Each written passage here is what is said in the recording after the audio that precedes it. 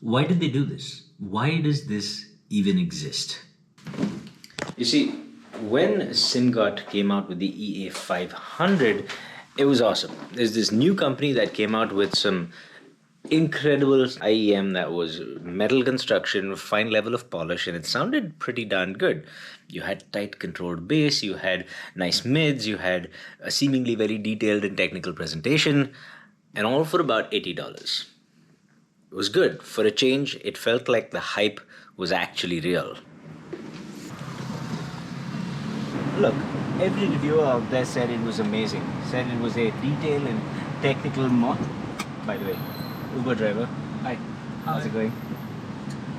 Every reviewer said it was a detailed technical monster, right? And it seemed to be until you actually compared it, until you A/B tested it with other things that were also good at that price point. Things like the Hexa or the Olina, which I did in this video over here, which I'll leave in the description below. And what I found when I tested it was that it's not. Simgot EA500 though gives you the impression of more resolution because it's pushing all that upper mid and treble forward in your face. Although if you quickly A/B test them, if you listen to all three of them, then you realize the resolution is there regardless. The Simgot EA500 seems a little more resolving, probably due to its frequency response, but it also loses on that imaging capability. It loses on the staging capability. Things don't sound as three-dimensional anymore. Don't get me wrong, the detail and technicality were there, but it's not like the other IEMs didn't have it. And this sort of comes down to how you define detail. See, because detail, well, it's a few different things, but it comes down to basically two things. One is smooth frequency response, because if you have spikes and valleys in the frequency response, you lose detail. There's auditory masking. And also, hang on, oh, it's like a mist filter. This is cool. And also the balance of bass, mids and highs. I mean, if you got too much bass, it's not going to seem that detailed because auditory masking. If you got no treble, same thing. And then you get down to things like speed of the driver and whatnot, sure. But really, that's what it comes down to. And this became more and more apparent the more I compared the EA500 with the Hexa and the Olina. Hang on. There used to be this coffee place. I think it's over there. And here's the thing. Not only was there not any particular increase in detail with the EA500, it also had some serious problems with timbre. Like the test track I used was something called Spoon Man by Soundgarden, and you have these spoons clacking in the background. It's part of the song, right? And on every IEM and headphone I tried, the spoons sounded like they were made of a different material. On the Simgot EA500, they seemed even more sort of metallic and odd, and they just sounded different. And the same thing I found in the Dark Knight OST as well. And I compared it with multiple headphones and my desktop speakers, and they all sounded different to the Simgot. So there's something going on here. So on the one hand, you've got compromised timbre, and on the other, Simgot is basically pushing the upper mids and the treble forward, so you would think it was detailed and technical. And honestly, they sent me some more IEMs, and I never bothered reviewing all of them because they were all the same trick. They were all doing roughly the same thing. Not bad IEMs, mind you, but they're just pushing treble forward to seem more detailed. And hey, maybe that's your thing, right?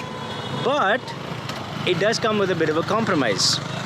Imaging was okay, all of that stuff was okay, but the timbre was wrong, and it was a little bit too spicy in the treble for some people. And to compensate for that, the bass maybe would be considered not enough. Like it could do with a little bit more bass, sub bass, perhaps. Should I go to that one or should I go to that one? I think I'll go this one. It's got a bright lights and stuff. Let's try this one.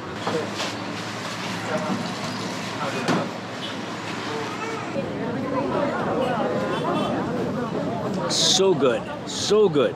So when Simgot released the EA500 LM, I mean, it just makes sense. It's the next version. It's supposed to be an improvement. Maybe they fixed the issues. Maybe there were no issues and they just, you know, made it an even finer frequency response, an even more well-tuned IEM. I don't know. But when I got it for review, I found out that it was quite the opposite. Now, the 500 LM was the same kind of shell, so it had the same kind of comfort, same kind of finishing, had a dark metallic look, really nice looking, nicer cable too. But when it came down to tuning, you would think they would have fixed the issues. You would think they would address the issues, or maybe they just refined it, keeping in mind the same frequency response, the same signature, but with a little more refinement. But instead, what they ended up doing was doubling down. So they did give you a little more sub bass, although in practice it's not all that audible. It's a little bit audible, but what is undeniable is that they just pushed that treble up high. And yes, it did come with 3 filters and 3 different tunings, but they didn't make that much of a difference, and the upshot was they just doubled down.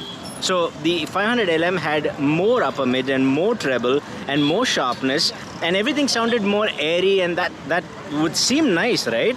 Except all the problems of the EA500 were made worse. So that timbre issue I was talking about, much worse now. Things sounded even more metallic and more sharp where they're not supposed to. And what's worse, it came with an added issue now, imaging. Where the EA500 is pretty decent at imaging, it's not bad at all, the EA500 LM is a mess. In fact, it's just wrong. That's a lot of traffic, man. But it is a Friday evening, so everyone's out at the beach, eh? So here I am, I'm playing Apex Legends, and I'm switching back and forth between the EA500 and the 500 LM, and I noticed something peculiar. With the EA500, you can pick up footsteps quite well, you can pick up all the little things happening in game, because, you know, that push forward treble is a nice thing for that sort of thing. And you can make a pretty decent guess as to where they're coming from. Forward, back, left, right, behind and up, same level, different level. I could make reasonable guesses, also keeping in mind my knowledge of the game to some degree. I've been playing it for a while, so I know the map. But with the 500 LM, it was such an incredible mess. Every sound around me was just pushed forward and in my face, and you'd think, oh great, now you can hear everything. But no. No directional cues. Well, okay, some directional cues, either forward or behind, maybe a little left and right, but there's no up or down. Literally, there was a building, there's 3 levels to the building. Every level has players playing on it, and I can hear all of it as if they're on the same plane and right behind me. I can't tell for the life of me where people are or what's happening, just that things are happening and I should be frantically looking around. The 500 LM just imaged wrong. It is incredibly bad at this. So now you've got the timbral issue, you've got actually wrong imaging, and you've got way too much treble. It's just way too hot in the treble for what I would think anyone's taste would dictate, but hey, people's tastes vary. Still, you can't deny the fact that there are some serious technical deficiencies now, where it seemed like a detail monster with the EA500, the LM actually seemed like it was just trying way too hard, and it was. And in the process, it messed up anything that might have been going for it. Between the two, I mean, the answer is very simple. They're both sub $100, but you save about 10 bucks. Get the EA500. There's a affiliate link down below. Do not buy the 500 LM. I can't recommend it, even though it has a nicer cable and a few different tunings. All the tunings have the same problems, so can't recommend it. It does have a little bit more sub bass though, so there's that. The question is, why? Why would Simgot double down on something that already was on the edge of what would be considered acceptable? That was already a good formula. All they had to do was increase the bass or try something different. But despite all that, they have now similar tunings at different price points, and that's great for people who like that treble forward detailed presentation. But that still begs the question, why does the 500 LM even exist?